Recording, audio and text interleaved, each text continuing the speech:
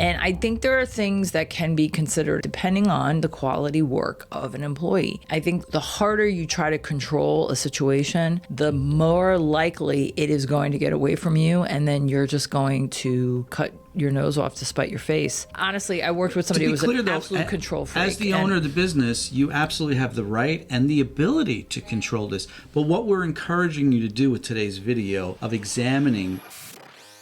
Welcome to Biz Glitch number 169. It's June 17th, and this topic today is especially personal for me.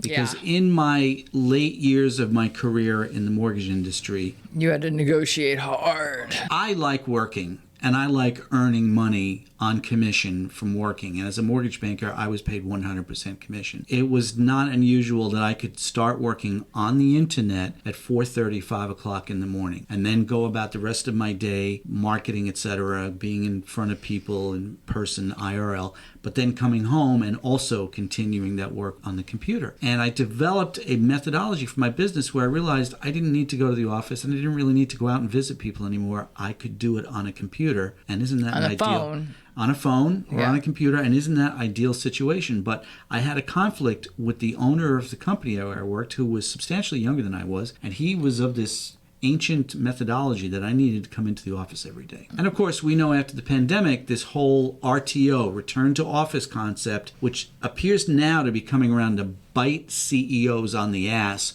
big time, that this topic today, I think, should resonate with every one of you out there in thinking forward for your business. Yes. So the glitch is related to remote versus office. Do your employees have an easy commute? It's very specific how that is phrased, and you could argue it a couple different ways. Do your employees feel stressed about coming into the office? Do your employees request certain concessions about their attendance to the office versus working from home? I equally have a story about someone who I used to work with, and it was very difficult because the mindset was a commute should not be more than 15 minutes, period, full stop. Meanwhile, we were living on the Hudson River line that went into Manhattan, and where we were, it was easily a 40-minute express train friends ride. And neighbors and customers of your insurance agency would get on a train and travel 40 minutes by train into Grand Central Station. Now, there certainly are some welcomed new ways to handle how an employee is managed with their attendance to the office. And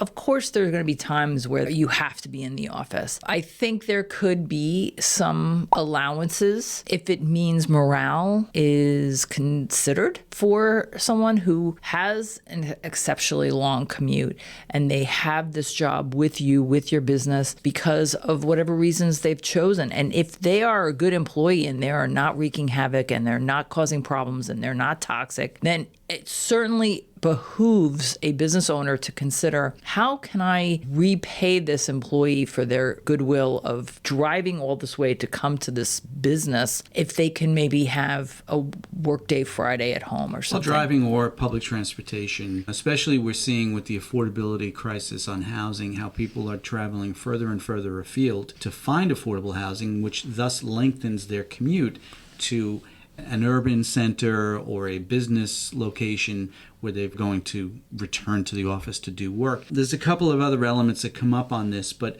we're focusing today on the commuting aspect. And apart from other elements, I think it's important to take this into account, because commuting, the longer it is, the more exhausting it is. And what you're literally doing if you require people to come in when they possibly can be productive working remotely is you're literally cutting off your nose to spite your face, because they're coming to the office exhausted. When I was required to, especially once we moved to Connecticut, and I was required to drive to Long Island, sometimes 2.5 hours to get to the office to do nothing other than the manager had to see my face. Right.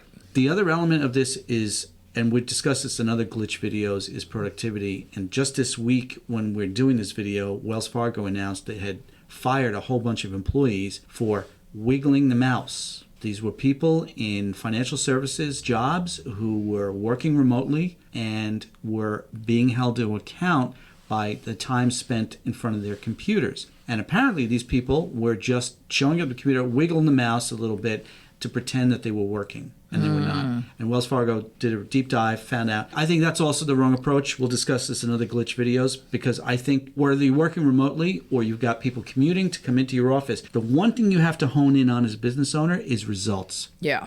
The results of the productivity that your employee provides to you, whether they're commuting or working remotely. When we moved to Connecticut, I was 55 minutes from my office, the insurance agency that I owned. And I was going in, it was awful, but I was going in, I adjusted my hours. Like I would leave at 6:30 and then I would get to the office by 7:30, but then I would leave the office at 3:30. Now, I own the agency, so I had some flexibility, but I also didn't always have to be in the office. I was out networking, or I was especially also for you, because you were definitely an outside salesperson Yeah. for that organization. This aspect of remote work, how productive are they remotely compared to their commuting, and what's the toll the commute takes on? Is that we are encouraging you to investigate all aspects. Yeah. This is not a simple, point A to point B story. There are multiple features to this examination of remote work versus coming into the office. There are some business owners that are just like, as long as you get your work done. But then there are times, depending on the type of work someone's doing, that they actually do have to be present and accounted for in some capacity versus, you know what, I can do that at 10 o'clock at night because I'm a night owl. Maybe that's not going to work if you are handling a customer service desk for something where people are calling at 1 in the afternoon. There's so many different variables, but the point of the glitch is to really consider what is going to work to keep and retain a happy employee.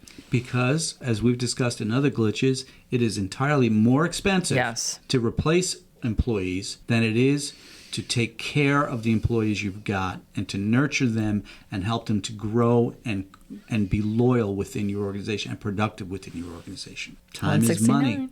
And the time now is time to say farewell until tomorrow.